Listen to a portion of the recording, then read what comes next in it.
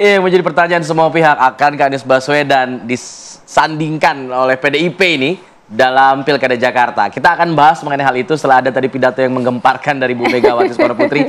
Kita akan bahas bersama dengan sejumlah narasumber. Di studio sudah hadir Mas Nyarwi Ahmad selaku analis komunikasi politik dari UGM. Selamat pagi Mas Nyarwi. Selamat pagi, Mas Nyarwi. Dan di sambungan telepon, sambungan daring kita sudah terhubung bersama dengan Bang Ciko Hakim selaku juru bicara dari PDIP. Selamat pagi Bang Ciko. Selamat pagi Bang Ciko. Pagi, Bang Ciko, pagi.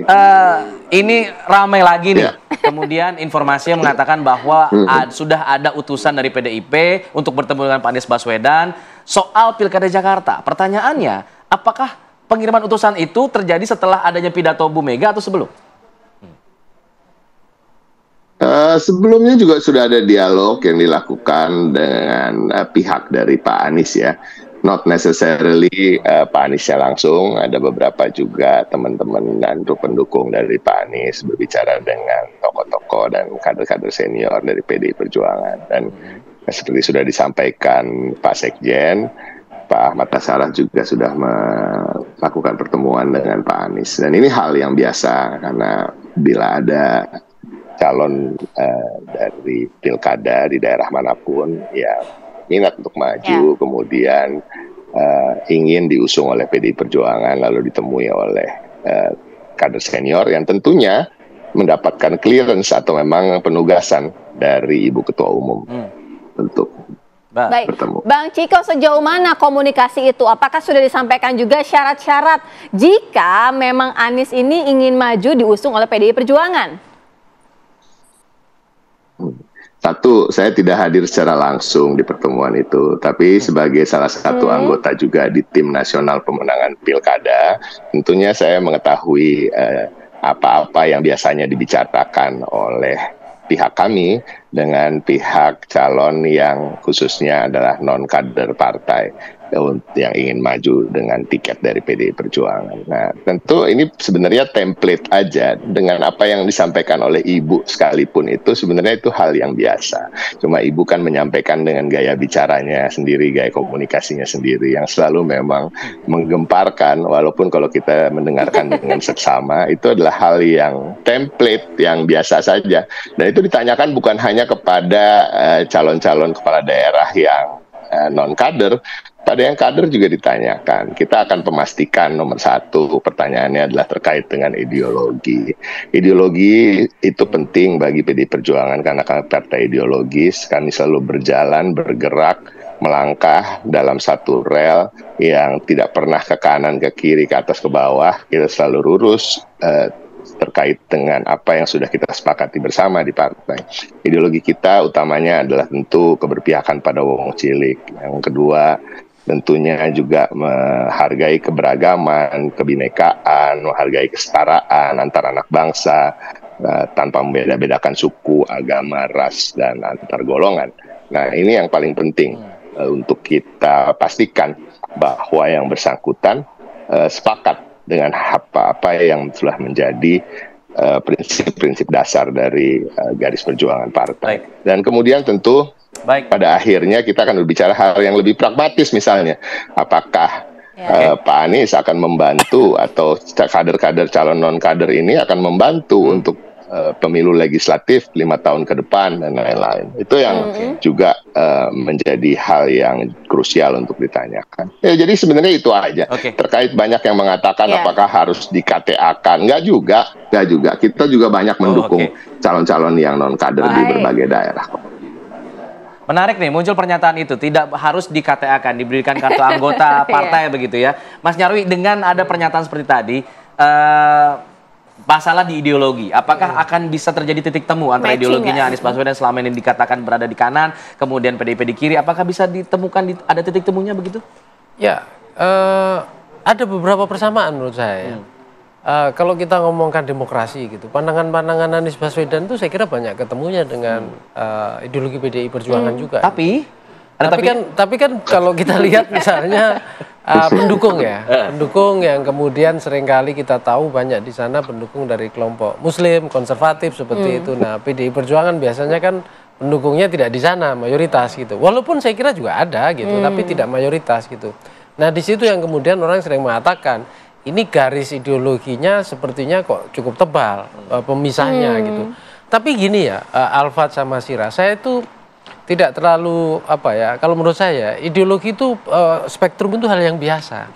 Sejauh bahwa dia bisa berinteraksi dan bertemu secara sehat itu memungkinkan gitu loh. Nah, kalau seandainya, ini eksperimen loh menurut saya, kalau seandainya, ini seandainya kan masih mengandai-andai, PDI Perjuangan gitu menominasikan Anies Baswedan, ini menurut saya langkah luar biasa ya. Karena apa? Pertama begini, punya alternatif calon sendiri, kan ada banyak nama dan beberapa udah disebutkan, inisialnya A kata Mas Seno ya, saya kutip ya. Nah A itu kan bisa Ahok gitu ya. Bisa Pramono Anung ada A-nya gitu, bisa Andika juga, bisa banyak lah. Saya tanya Bung Jiko kan gitu. Pasangannya banyak. Ya itu dari tadi yang punya KTA. Nah yang nggak punya KTA apakah A termasuk Anies kan gitu. Nah itu juga.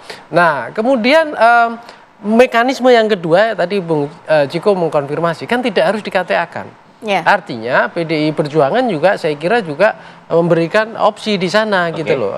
Tidak harus menjadi anggota gitu. Tapi sesungguhnya kalau seandainya ada chemistry yang cocok dan tiba-tiba kita kan tidak tahu ya. Bisa-bisa saja. Kemudian pilihannya justru ekstrim menjadi anggota. Ini cukup revolusioner juga dalam artian menggemparkan gitu loh, karena ini seperti hal yang dianggap tidak bisa nyambung tiba-tiba nyambung kan gitu. Nah di sini yang menurut saya menarik. Tapi menarik juga begini, tadi Bang Ciko mengatakan bahwa pertemuannya sebenarnya sudah dilakukan sebelum Bu Mega memberikan pidato tadi. Artinya apakah kemudian hasil pertemuannya tidak selancar yang diharapkan sehingga ada pernyataan dari Bu Mega tadi? Boleh nanti dijawab saja ya Bang Ciko ya. Kita jeda dulu, tetap di sini apa kabar Indonesia Pagi. Saya ingin ke Bang Ciko. Bang Ciko tadi mengatakan bahwa pertemuan perwakilan PDIP dengan Pak Anies Baswedan sebenarnya sudah terjadi sebelum Bu Mega memberikan pidato yang menggemparkan tadi Bang Ciko bilang. Nah, apakah itu artinya menggambarkan bahwa suara isi hati dari Bu Mega ini menggambarkan dari pertemuan yang mungkin tidak lancar, tidak ada titik temu dengan Pak Anies Baswedan sehingga Bu Mega keluar seperti itu pernyataannya? Enggak lah. Jadi kalau kita melihat konteksnya secara seksama apa yang disampaikan Bu Mega ini kan merespon apa-apa yang dia lihat sebelum dia masuk ke dalam ruangan. Tadi disampaikan bahwa ada sekelompok orang menggunakan pakaian hitam merah, kemudian membentangkan spanduk yang meminta PDI Perjuangan untuk mendukung Anies Baswedan. Lalu kemudian kan Ibu Mega katakan, oh nggak perlu begitu.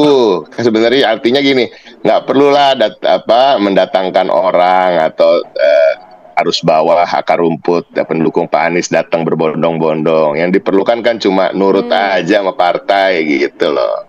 Ya, itu aja sebenarnya, cuma kan nada bicara, gaya komunikasi. Jadi iya, tapi kalau kita dengerin dengan seksama kan itu artinya satu, kita kan tahu Ibu Mega ini adalah senior, bukan hanya senior di partai kami, tapi senior di bangsa dan negara ini. Ibu Mega ini kan menganggap dirinya pun senior dan banyak sekali warga masyarakat, rakyat Indonesia juga menganggap beliau senior. Walaupun juga bukan pemilih PDI Perjuangan, setiap kali Ibu Mega berpidato, pasti semua orang pengen dengar dan pengen tahu apa yang Ibu sampaikan gitu. Suka atau tidak suka, Ibu dianggap senior dan Ibu juga menganggap dirinya senior. Jadi istilahnya kalau istilah anak mahasiswa itu lagi dipelonco lah, kira-kira begitu. Lu mau masuk, kita dukung, pelonco dikit deh gitu kan. Mau nurut nggak kan gitu. Ini hal yang biasa dan ini kembali lagi saya ulangi. Baik, kalau dari komunikasi politik Mas Nyarwi melihatnya bagaimana? Baik. Iya, silakan Mas Ciko. Template pertanyaan tentang ideologi dan yang Ibu sampaikan terkait dengan tanda kutip nurut ya. Nurut itu kan artinya nurut dalam konteks garis perjuangan, visi misi dan lain-lain, bukan nurut hal-hal yang sifatnya pribadi. Itu sebenarnya template kita pertanyakan kepada semua calon dari non kader. Terus kalau satu lagi saya tambahkan bahwa banyak pertanyaan. Jadi bagaimana peluangnya Pak Anies? Peluang Pak Anies Baswedan untuk diusung di DKI Jakarta oleh PDI Perjuangan sama dengan peluangnya Pak Ahok, Pak Hendi, Pak Andika Perkasa, dan juga tokoh-tokoh lain dari kader internal. Artinya apa? Peluangnya cukup besar. Bang Ciko. Iya, peluangnya masih besar. Iya, Mas Nyarwi. Iya, tadi Bung Ciko menegaskan, kan ada bahkan bukan bagian kader, kan ada prinsip kesetaraan, kan diberikan peluang yang sama. Saya kira kalau menurut saya ya peluangnya masih ada, terbuka sama persis gitu. Tetapi memang ada kondisi yang harus dipenuhi ya. Yang tadi itu misalnya bahasanya nurut. Nurut ini kan tafsirannya panjang ya. Nurut dalam jangka pendek sama jangka panjang gitu ya. Itu perlu disampaikan ke publik nggak? Kira-kira nurutnya dijabarin gitu. Ya saya kira publik tuh pengen tahu banyak Alfat ya sama Sira. Kan gini, saya kira misalnya gini, tadi sebagian udah di-spill sama Bung Ciko ya.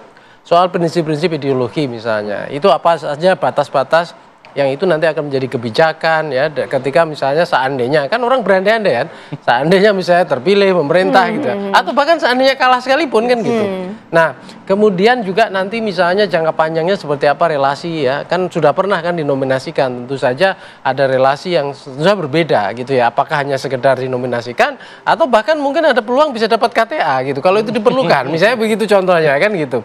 Tentu ada banyak hal di sana ya yang saya kira kita akan melihat, dan ini saya kira bukan hanya PDI Perjuangan yang memikirkan itu ya. Beberapa partai lain juga saya kira kemarin juga berkoalisi juga melihat dinamika yang terjadi di PDI Perjuangan juga saat ini gitu kan. Karena kalau hitungan kita lihat ya Alfat dan Sira, dengan putusan MK ini ya yang punya tiket peluang untuk mencalonkan gitu ya, itu memang dari PDI Perjuangan kan dengan syarat 7,5%. Kenapa? Karena partai non parlemen itu kan 2 yang sudah masuk 12 kemarin ya, Garuda sama Gelora. Saya kemarin sempat hitung itu, di luar partai itu berapa persen sih dibanding DPT? Itu hanya 2, sekian 4 atau 5% saja.